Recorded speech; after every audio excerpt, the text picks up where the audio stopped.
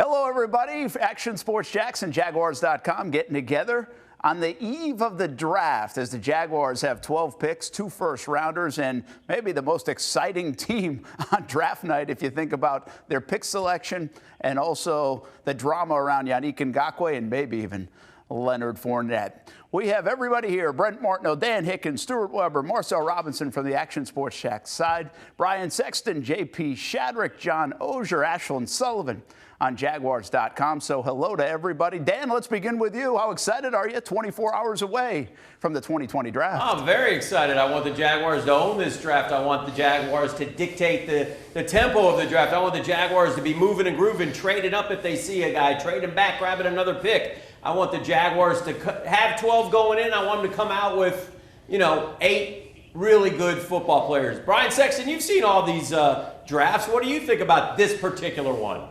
Well, this is the third time in their history they've had 2 first-round picks. And Dan and John, you guys have been around for all of it. Those 4 guys, Tony Boselli and James Stewart in 95, and Fred Taylor and Donovan Darius in 1998 gave them some great moments and some big wins. It figures that with 2 picks in the first round, plus 10 other picks, and as Brent alluded to, the opportunity to gain even more.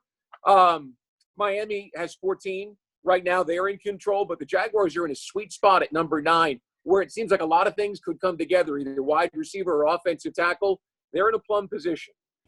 As we continue to go around the horn, JP Shadrach, let's bring you into the fold here. Jaguars have some needs, I would think, that jump right out at you. Defensive line, cornerback, wide receiver, even for some help for Minshew, and maybe even an upgrade at offensive line. Everything. How do you rank them? All the above, I think, right, Brent? That's for sure. You started in the right place, though. I think defensive line, with all the changes that have happened there over the last year or last few months, really, they've got to get somebody in there to not – you can't replace Calais Campbell, but they have to have somebody right away. Taven Bryan hasn't developed as they have hoped early in his career. So a guy like Derek Brown, Javon Kinlaw, somebody like that at 9, I think would be a perfect setup. And then we know what happened to the cornerback position the last 6 to 8 months as well around here. Somebody that can compete at least, if not get in there and start right away at corner. For me, those are the top 2 needs for this team.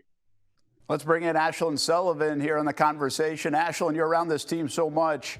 Gardner Minshew's the man as of now, unless something is done in this draft that's stunning. How much do you think this football team, the fans, and everybody in that building is going to put a lot of emphasis around Gardner Minshew on Thursday? Yeah, I actually, in my mock drafts, I had the Jaguars taking a wide receiver at 9 because Gardner Minshew right now is the guy. Doug Marrone has told us you really need to add more playmakers. He's emphasized the need to score more points on offense. I think you need to add more playmakers right away, right at 9, because if you're going to make Gardner Minshew the guy, you have to build around him. I understand the need for defensive tackle, but that's what I would want to start with first, is get Minshew some guys around him and then go to the other side of the ball. Hey, Brent, can I do a shout-out to John Oehser real quick? You sure can. John Oehser and myself used to do television on Sunday nights 20-plus years ago at a different station, and used to break down high school football together. Shout-out, Johnny O. Well, I didn't even know another station existed. Nice beard, Johnny O. And all right, John, we'll get you in here.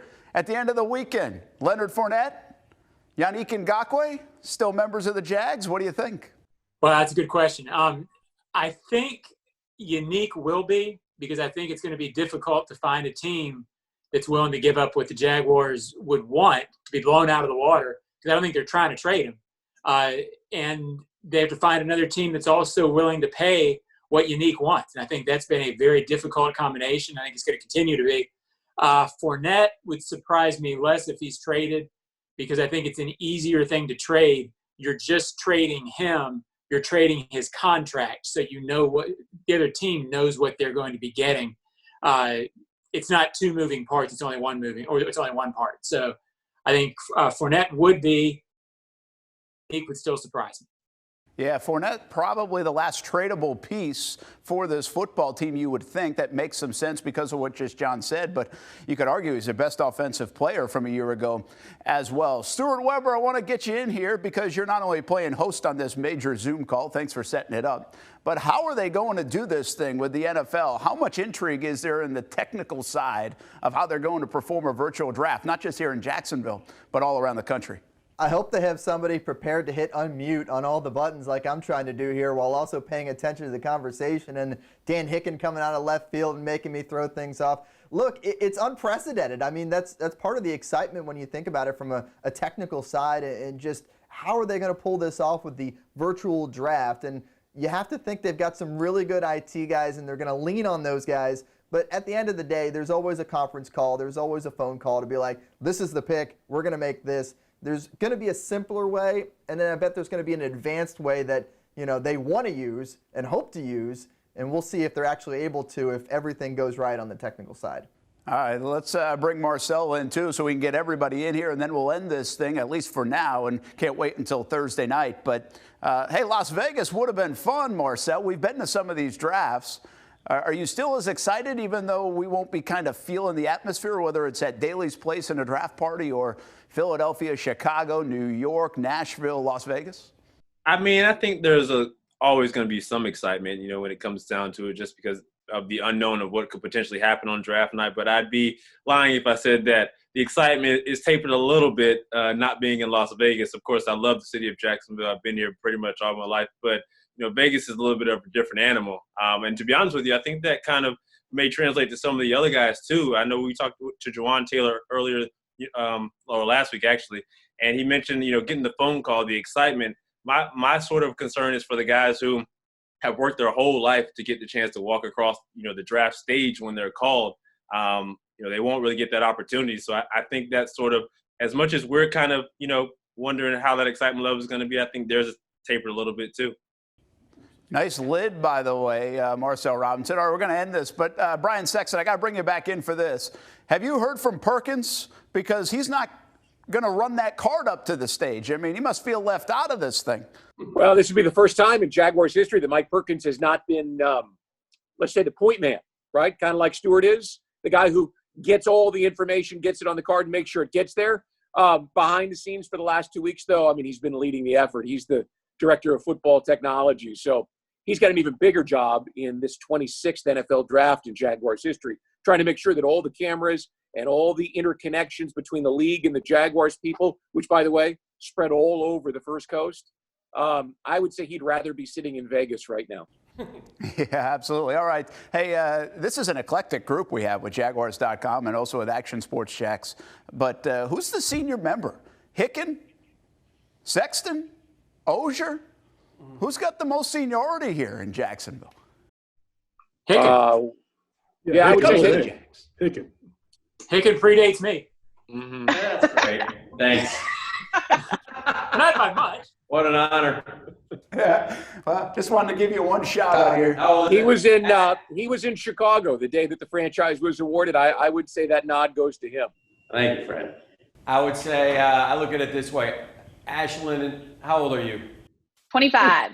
Don't even go there. 27. That's all I need to know. Dan, she was a week old when the Jaguars traded for Mark Brunell. A week old. So It was a great week. Yeah, I'm sure. Oh, yeah. It was a futurist pick for the Jaguars in April of 1995 there. Very good. Hey, guys, keep up the great work on Jaguars.com. We can't wait until Thursday's draft and looking forward to our 1 hour special, 7 o'clock on CBS 47 and Fox 30. And we'll have everybody involved, and we'll see where your mock drafts fall for number 9 and 20 on Thursday night. We get to do sports! As sporting events fell one by one, there's one thing that won't be stopped. The 2020 NFL Draft is here, and the Jaguars are back on the clock. With famous faces gone and Minshew Mania set to take over, Brent Martineau and Dan Hicken reveal the top targets for the Jags. From the official Jaguars station's living room to yours. Action Sports Jax 2020 Jaguars Draft Special, Thursday at 7 on CBS 47 and Fox 30.